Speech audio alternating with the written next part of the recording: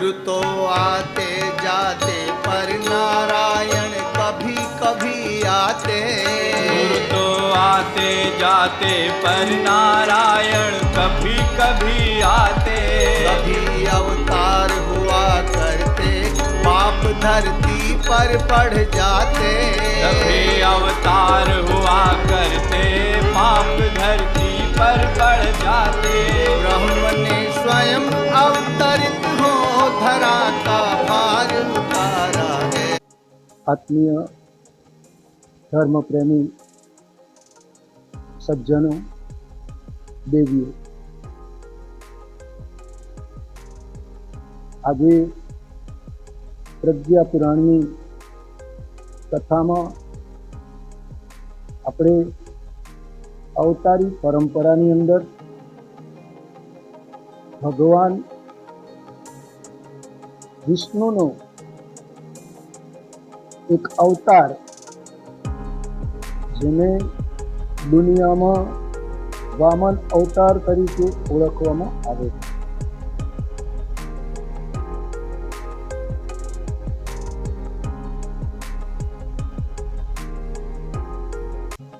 બલિ નામનો રાજા ખૂબ જ દાનવીર,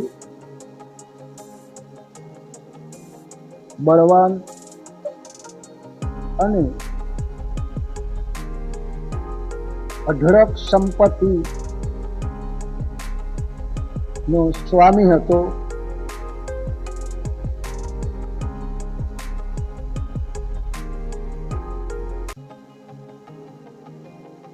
ધર્માત્મા હતો.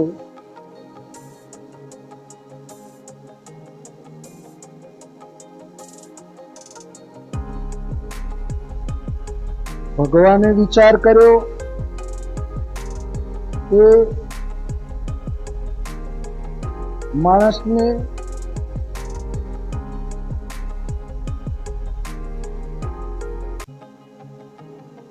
સંપત્તિ, સાધન, यश, पद, प्रतिष्ठा, कीर्ति नो अहंकार,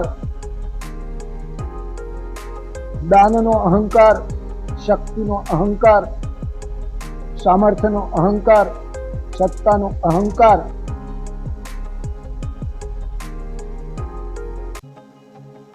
एने जीवन मांथी दूर करवो जोईए.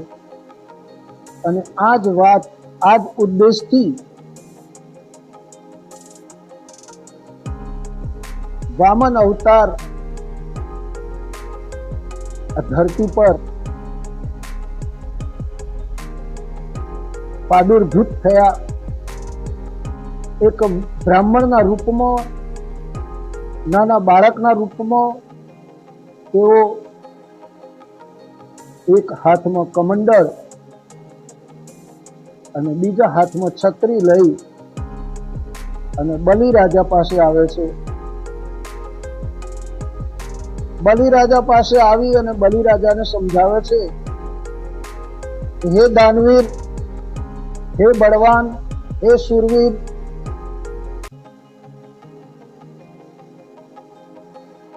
તમારી ગૌરવ ગાથા, યશ, કીર્તિ, પદ, પ્રતિષ્ઠા ત્રણેય લોકમાં ગવાઈ રહી છે. પરંતુ साधन, संपत्ति, समय, पद, प्रतिष्ठा, यश, कीर्ति नो समय समय पर सदुपयोग करवामां आवे. संपत्ति ने श्रेष्ठ कार्यों माटे, धर्मना रक्षण माटे, संस्कारोना जतन माटे, संस्कृतिना उत्थान माटे અને શ્રેષ્ઠ કાર્યોમાં વાપરવામાં આવે ત્યારે એ અનેક ગણું ફળ આપે છે અને પ્રભુની કૃપા પ્રાપ્ત થાય છે. માટે હે બલિ, તમારે દાન કરવું જોઈએ. આવી વાતોથી બલિરાજા વામન ભગવાનના વાક્યોમાં, શબ્દોમાં આકર્ષિત થઈ અને કહે છે કે મારે શું કરવું જોઈએ, ત્યારે ભગવાન કહે છે કે તમારે ધન સંપત્તિને સમાજના વિકાસ માટે, રાજ્યના વિકાસ માટે, લોક કલ્યાણ માટે, પીડા પતન, દુઃખ અને પીડાઓ સહન કરનારા પ્રજાજનો માટે જ્યારે એનો સદુપયોગ કરવામાં આવે ત્યારે એ પુણ્યનો ભાગીદાર બને છે.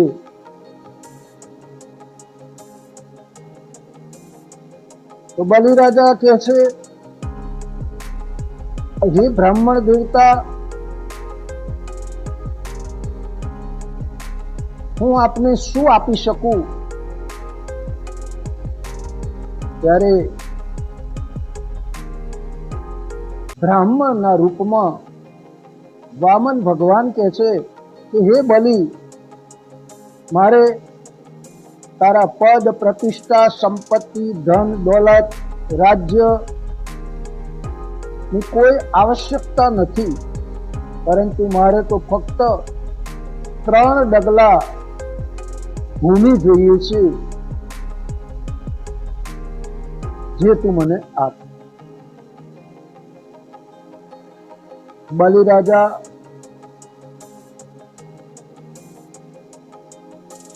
પોતે સંકલ્પ લેવા જાય છે ત્યારે બલિના ગુરુ, દૈત્ય ગુરુ શુક્રાચાર્ય બલિરાજાને સમજાવે છે કે આ બ્રાહ્મણના વેશમાં ભગવાન વિષ્ણુ આવી અને તારી ધન સંપત્તિ અને 3 લોકનું રાજ્ય છીનવી લેવા માંગે છે, તો તું સંકલ્પ ના કરીશ અને દાન 3 પગલાનું દાન ન આપીશ. પરંતુ બલિરાજા કહે છે કે મારું બોલેલું, મારું આપેલું વચન ક્યારેય મિથ્યા ન જાય. ત્યારે બલિરાજા સંકલ્પ લેવા માટે ભગવાન કમંડળમાંથી પાણી આપવા જાય છે, ત્યારે શુક્રાચાર્ય સૂક્ષ્મ રીતે કમંડળની અંદર પ્રવેશ કરી અને પાણી નીકળવાના સ્થાને બેસી જાય છે. પાણી નીકળતું નથી ત્યારે ભગવાન જાણે છે કે આ દૈત્ય ગુરુ શુક્રાચાર્યની કૂટનીતિ છે, એટલા માટે ભગવાને એક દર્ભની સળી લઈ અને એ પાણી નીકળવાના માર્ગમાં નાખી એ સળી શુક્રાચાર્યની આંખમાં વાગતા એની આંખ ફૂટી અને શુક્રાચાર્ય બચાવો બચાવો કરતા બહાર નીકળી અને ભાગવા લાગ્યા. બલિરાજા સંકલ્પ કર્યો, ભગવાનને કહે છે કે ચાલો પહેલો ડગ માળો. તો ભગવાને પહેલા ડગની અંદર આકાશ, બીજા ડગની અંદર પૃથ્વી અને ત્રીજા કદમની અંદર જ્યારે ભગવાન મસ્તક ઉપર પગ મૂકી અને કહે છે કે બલિ, હવે હું ક્યાં પગ મૂકું? ત્યારે બલિરાજા કહે છે કે મારા મસ્તક ઉપર પગ મૂકા.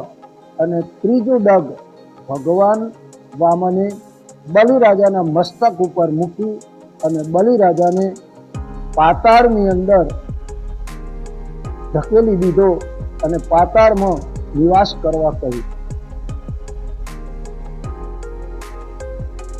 આ ભગવાનની મહાનતા છે. જ્યાં સંકુચિતતા હોય, જ્યાં કપટતા હોય, કુટિલતા હોય, ત્યાં અનીતિ, અધર્મ હોઈ શકે. અહીંયા ભગવાન વામન બલિરાજાના માધ્યમ દ્વારા આપણને સમજાવે છે કે હે માનવી, આ ધરતી પર અવતરિત થઈ અને વિશાળ બનો, ઉદાર બનો, સજ્જન બનો, સદભાવી બનો અને સત્તા, સંપત્તિ, સાધન, સમય, પદ, પ્રતિષ્ઠાનો સદુપયોગ કરો. જન કલ્યાણ માટે કરો, લોક કલ્યાણ માટે કરો, ધર્મના રક્ષણ માટે કરો, સંસ્કૃતિના રક્ષણ માટે કરો, સનાતન ધર્મના રક્ષણ માટે કરો અને પ્રત્યેક પરિવારની અંદર સંસ્કારોનું જાગરણ થાય અને ભગવત નામ સ્મરણ દેવાય, ભજન કીર્તન થાય, સત્સંગ થાય, સારા સાહિત્યનું વંચન થાય અને સમાજની અંદર અજ્ઞાન, અભાવ, અશક્તિ દૂર થાય. એના માટે ભગવાને બલિરાજાના માધ્યમ દ્વારા સમાજના પ્રત્યેક વ્યક્તિને, સમસ્ત વિશ્વને આ એક સંદેશો આપ્યો કે સંપત્તિ આપી હોય તો સત્કાર્યમાં વાપરો, શક્તિ આપી હોય તો સંગઠનમાં વાપરો, શૌર્ય આપ્યું હોય તો પરાક્રમમાં વાપરો, બુદ્ધિ આપી હોય તો સત્કાર્યમાં વાપરો, શક્તિ આપી હોય તો સંરક્ષણમાં વાપરો. આ વાત ભગવાન વામન બલિરાજાના માધ્યમ દ્વારા સમાજના પ્રત્યેક વર્ગ સુધી પહોંચાડે છે અને સંદેશો એ છે.